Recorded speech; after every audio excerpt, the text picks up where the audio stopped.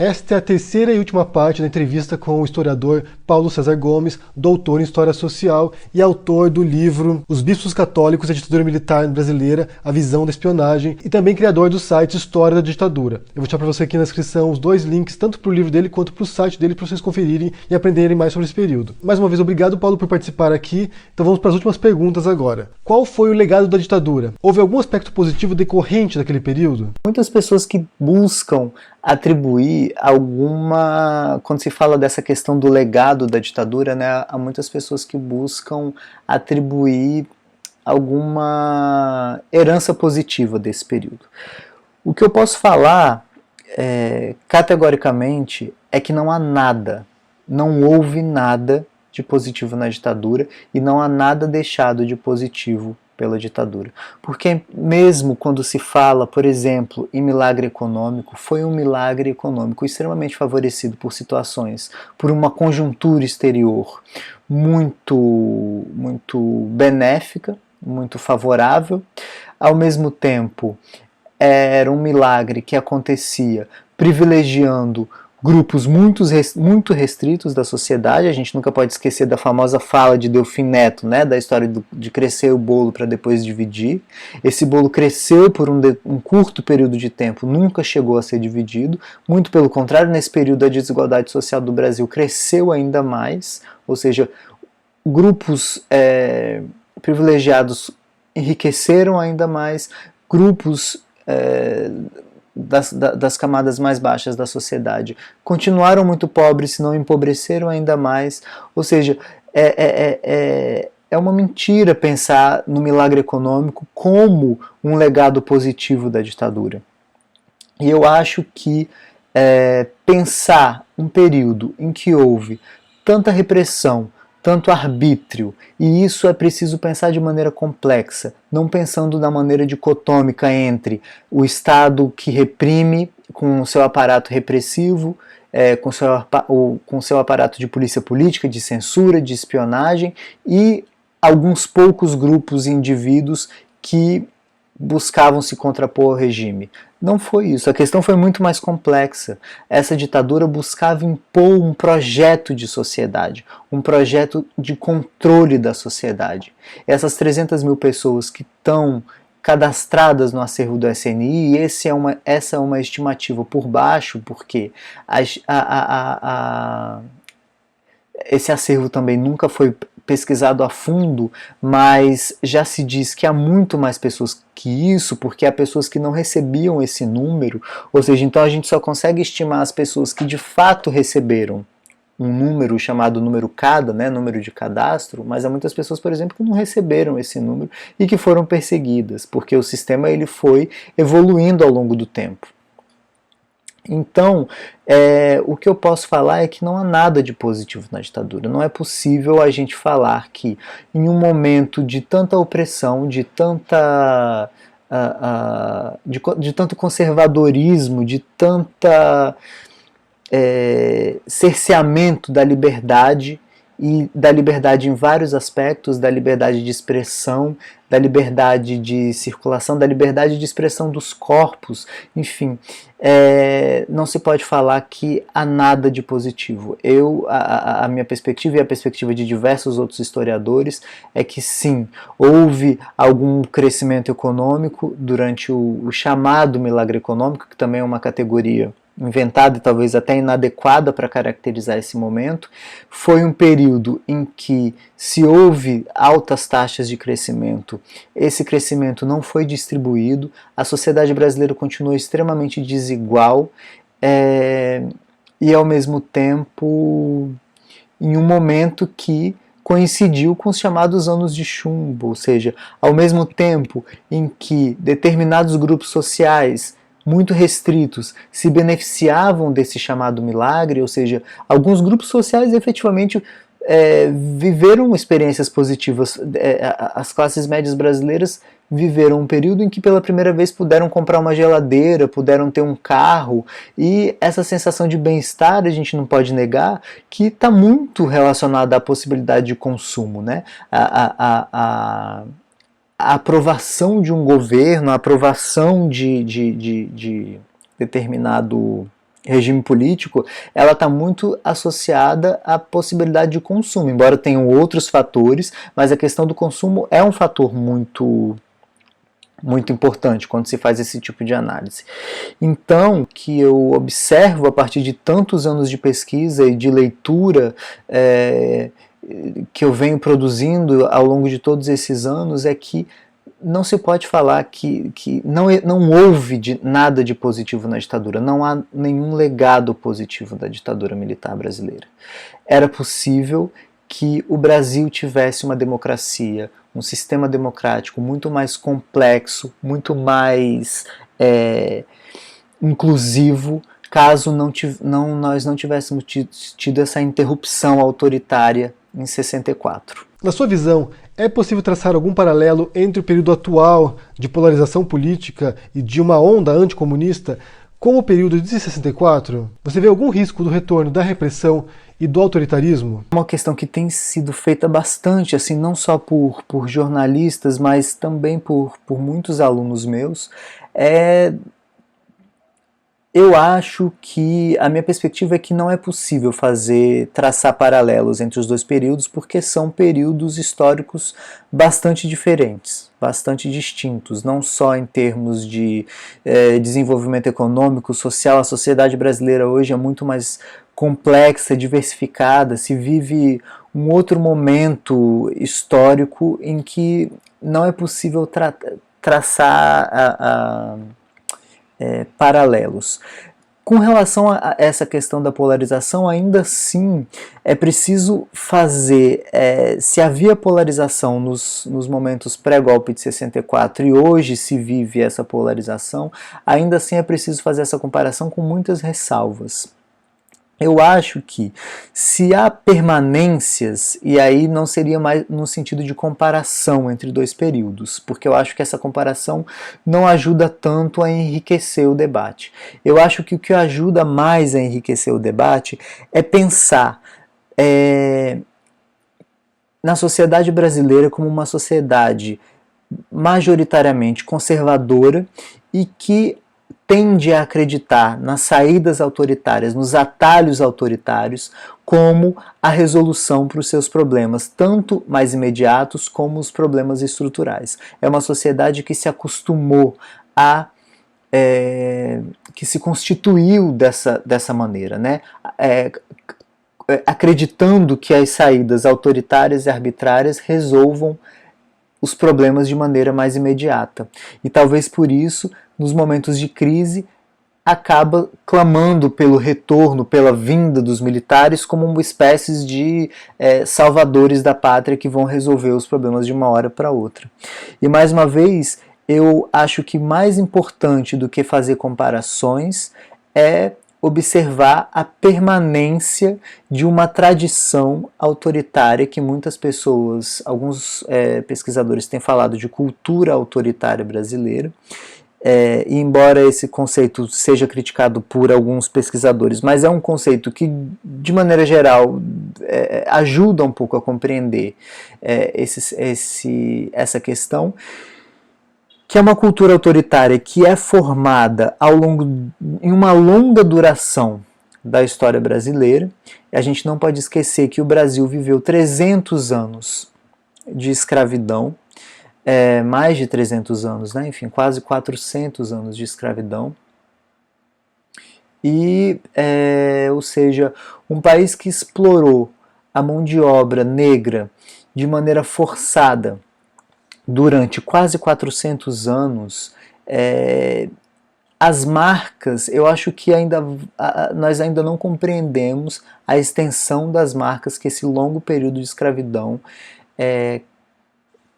causaram e causam e continuam causando na nossa história, no nosso presente, né? E aí existem questões muito simbólicas que aparentemente não nos chamam a atenção porque a gente naturaliza, mas é uma sociedade extremamente racista, é uma sociedade extremamente excludente, extremamente desigual.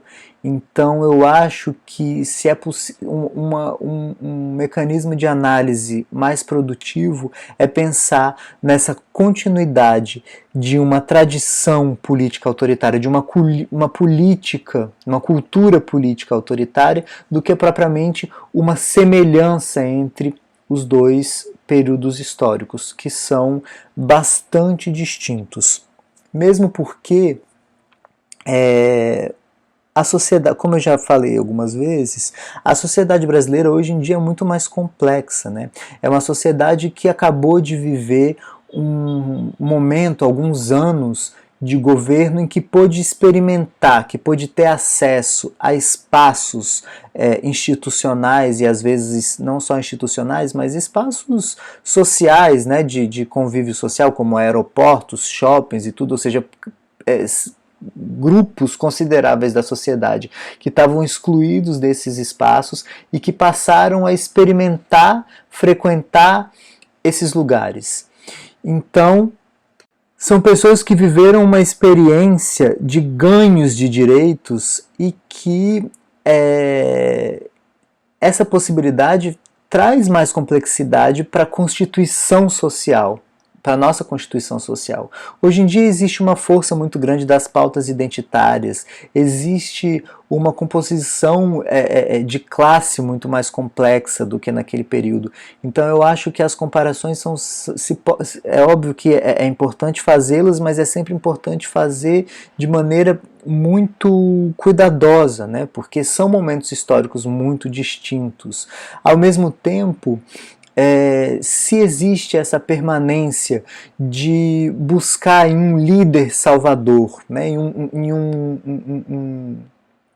um governante que de uma hora para outra vá de maneira messiânica resolver todos os problemas do país, ao que tudo indica, ou seja, nós acabamos de ter o segundo turno das eleições muito recentemente, e o que a gente observa é que essa ilusão, ela, embora tenha um primeiro momento de euforia, e aí nesse sentido existe uma semelhança com a euforia que se viveu nos momentos logo após o golpe de 64, mas que é uma euforia que, quando os problemas de fato se apresentam para que essas pessoas resolvam, as coisas se tornam um pouco mais complexas, né? Não é à toa que nessa preparação de governo, né, do próximo presidente do Brasil, eles venham fazendo muitas trapalhadas, né? E isso se deve não só a um extremo despreparo dessas pessoas, mas como um desconhecimento total do jogo político, né? São pessoas que não têm experiência política, não têm o traquejo, não conhecem, e conhecem muito pouco o Brasil, e são pessoas que têm uma cabeça repleta de preconceitos e pré-julgamentos e que tem dificuldade de compreender que a sociedade brasileira é outra. E qualquer tipo de política mais repressiva, eu tendo a pensar que vai haver uma resistência, e não nesse sentido da resistência armada, né, como funcionava muito nessa lógica revolucionária das décadas de 60 e 70, mas resistência dos grupos fragmentados como são, dos grupos feministas, dos grupos LGBTs, dos grupos negros. Então eu acho que é uma sociedade muito mais complexa e que vai reagir de maneira muito diferente com relação a possíveis práticas arbitrárias do Estado. Se há um risco de retorno da repressão do autoritarismo, eu acho que há sim, porque sempre há. A democracia, ela é um sistema muito frágil, né? E ela precisa sempre ser cuidada, ser protegida para que continue em pleno funcionamento. E nada é mais importante para a democracia do que a liberdade, a igualdade e a busca constante pelo equacionamento entre esses dois valores, que são extremamente difíceis de serem alcançados. Mas se há o risco há. O risco há, não só há um risco, como nós já estamos vivendo a implantação de políticas cerceadoras de direitos trabalhistas conquistados com anos de luta por parte dos trabalhadores, cerceamento das políticas educacionais, iniciativas governamentais que são impostas para a sociedade sem diálogo, sem entender quais são as necessidades dos diferentes grupos sociais, ou seja, são questões que a partir de determinados grupos conservadores são impostas para a sociedade de maneira geral, e se espera que essas pessoas aceitem isso passivamente, aceitem essas políticas restritivas de direitos passivamente. Mas eu imagino, talvez eu esteja sendo um pouco otimista, mas que nossa sociedade hoje é muito mais complexa e que vai reagir com relação a isso com muito mais força do que em outros momentos da história. Mas isso é uma avaliação que, muito ao calor da hora, historiadores em geral detestam fazer essas análises muito ao calor da hora, né, sem um tempo de reflexão e tudo isso, e sobretudo fazer análises sobre o que ainda está por vir, assim, né, mas a minha percepção mais superficial com o que eu venho estudando até agora é que, de fato, nós vamos viver um momento de crescimento de pautas autoritárias e cerceadoras de direitos sociais, sobretudo, um período que vai privilegiar grupos dominantes, que vai privilegiar os detentores do grande capital, do capital financeiro, enfim, as classes dominantes, usando aí o termo marxista.